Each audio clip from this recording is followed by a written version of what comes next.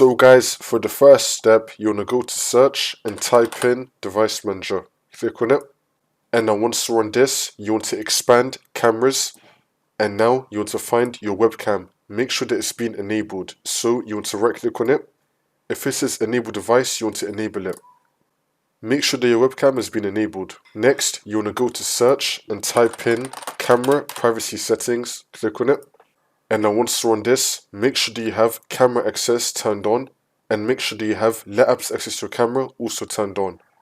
If you see Google Chrome in this list, make sure that you have that turned on for it as well. For the next step, you want to open up Google Chrome. In the top right, you want to click on the three dots and then click on settings. And now once you're on this, on the left hand side, you want to click on privacy and security. And now you want to click on site settings. And then select camera. Make sure that you have your webcam selected, and then you want to select sites can ask to use your camera. If you see any websites that are not allowed to use your camera and you want them to use your camera, then make sure that you unselect everything.